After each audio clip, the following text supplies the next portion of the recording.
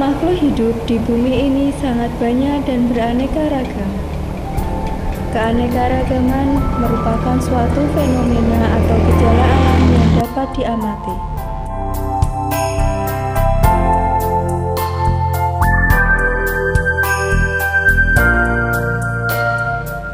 Keanekaragaman ini berlaku secara universal dalam arti dapat dijumpai pada apa saja, baik pada manusia, hewan, tumbuhan, dan lingkungan hidup.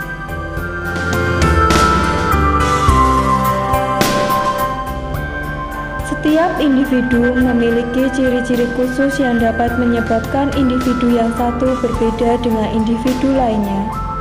Perbedaan ini menunjukkan adanya biodiversitas atau keanekaragaman makhluk hidup di bumi ini.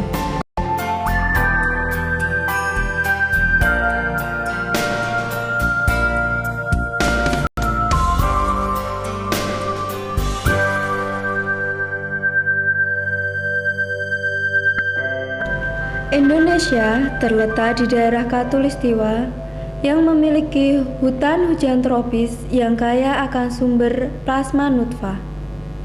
Berbagai jenis tanaman dan hewan yang dapat kita lihat di sekitar kita memberikan gambaran tentang adanya keanekaragaman hayati.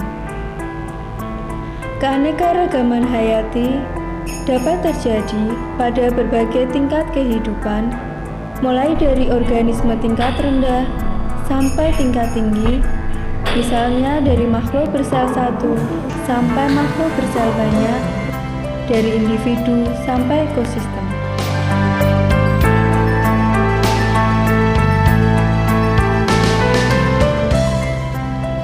Secara garis besar, keanekaragaman hayati terbagi menjadi 3 tingkat, yaitu keanekaragaman gen, keanekaragaman jenis, dan keanekaragaman ekosistem.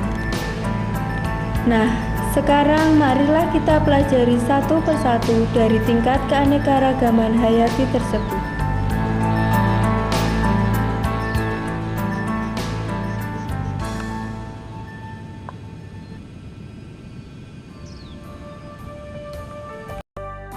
Yang pertama, yaitu keanekaragaman gen. Keanekaragaman gen menyebabkan variasi antar individu sejenis. Gen adalah materi yang terdapat di dalam kromosom makhluk hidup yang mengendalikan ciri organisme. Perbedaan gen atau variasi gen pada setiap makhluk hidup menyebabkan sifat yang nampak atau fenotip pada setiap makhluk hidup menjadi berbeda.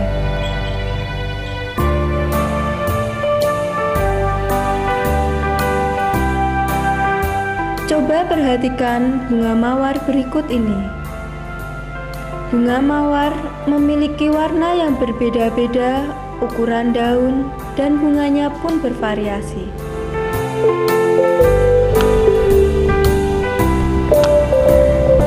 Variasi makhluk hidup juga dapat terjadi akibat perkawinan, sehingga susunan gen keturunannya berbeda dari susunan gen induknya. Selain itu, variasi makhluk hidup dapat terjadi karena interaksi dengan lingkungannya. Contohnya, tanaman puring yang memiliki warna daun yang berbeda dalam satu pohon. Keanekaragaman gen dapat terjadi secara alami akibat reproduksi seksual dan aseksual, maupun secara buatan melalui proses budidaya yang dilakukan manusia. Nah, begitu banyaknya kemungkinan tersusunnya faktor genetik individu dalam satu jenis, maka dapat dikatakan bahwa tidak ada dua individu yang mempunyai susunan faktor genetik yang sama. Hal inilah yang mendasari terjadinya keanekaragaman gen, dan keanekaragaman gen ini yang kemudian menjadi dasar terjadinya keanekaragaman jenis.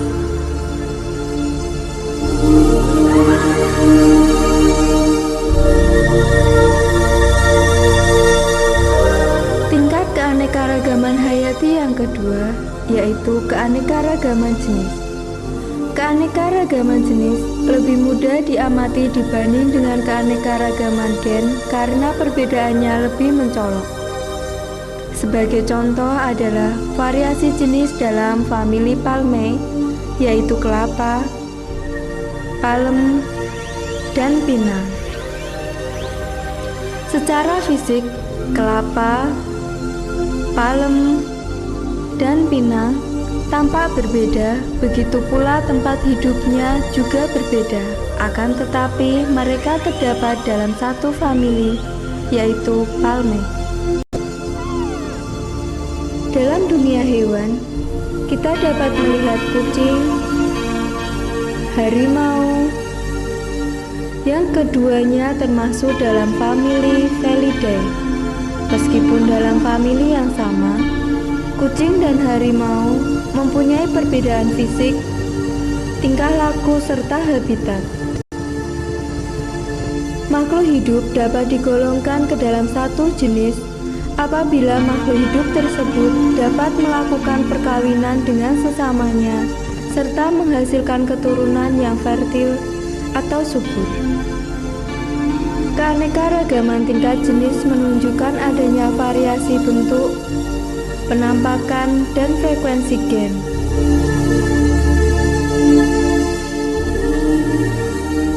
Untuk selanjutnya, kita akan mempelajari tingkat keanekaragaman hayati yang ketiga, yaitu keanekaragaman ekosistem. Semua makhluk hidup berinteraksi dengan lingkungannya yang berupa faktor biotik dan faktor abiotik. Faktor biotik meliputi berbagai jenis makhluk hidup seperti tumbuhan, hewan, dan manusia. Sedangkan yang termasuk faktor abiotik yaitu tanah, air, sinar matahari, angin, udara, suhu, dan kelembapan.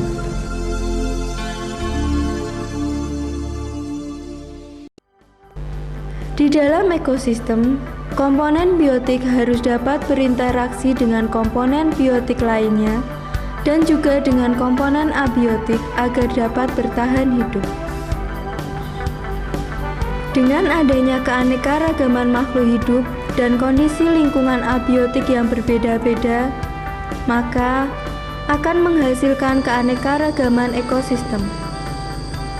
Sebagai contoh keanekaragaman ekosistem yaitu ekosistem sawah, ekosistem pantai, ekosistem kolam, ekosistem padang rumput, dan ekosistem hutan.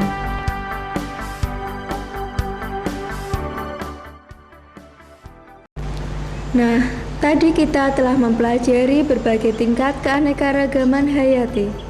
Untuk selanjutnya, kita akan mempelajari usaha-usaha pelestarian keanekaragaman hayati di Indonesia. Pelestarian keanekaragaman hayati di Indonesia dilakukan secara in situ dan ex situ. Pelestarian in situ yaitu pelestarian keanekaragaman hayati yang dilakukan di tempat aslinya atau habitatnya. Pelestarian ini dilakukan pada makhluk hidup yang memerlukan habitat khusus atau makhluk hidup yang dapat menyebabkan bahaya apabila dipindahkan di tempat lain. Contoh pelestarian secara in situ yaitu pelestarian badak Jawa di ujung kulon.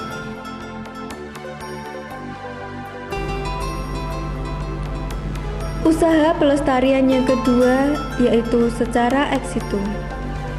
Ex situ merupakan pelestarian keanekaragaman hayati yang meliputi tumbuhan atau hewan dengan cara dikeluarkan dari habitatnya dan dipelihara di tempat lain.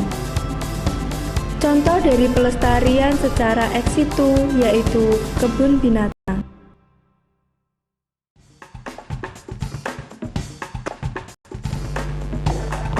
Kegiatan manusia berpengaruh juga terhadap pelestarian keanekaragaman hayati. Ada tindakan positif maupun tindakan negatif yang dilakukan oleh manusia. Sebagai contoh dari tindakan negatif yang dilakukan manusia, yaitu menebang hutan secara liar serta perburuan liar. Sedangkan tindakan yang bersifat positif misalnya penghijauan hutan kembali atau yang lebih sering disebut dengan reboisasi. Harapannya, manusia senantiasa menjaga kelestarian keanekaragaman hayati agar bumi ini tetap asri dan nyaman. Jadi, keanekaragaman hayati terbagi menjadi 3 tingkat. Yang pertama, keanekaragaman gen, yang merupakan variasi genetik dalam individu sejenis. Tingkat kedua yaitu keanekaragaman jenis, yang merupakan variasi jenis atau spesies dalam satu famili.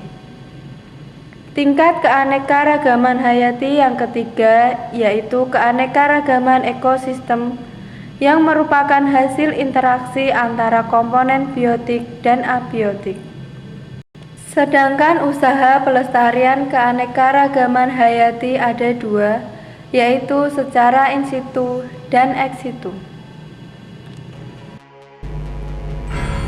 Demikian paparan tentang keanekaragaman hayati. Semoga bermanfaat dan sampai jumpa pada seri pembelajaran berikutnya.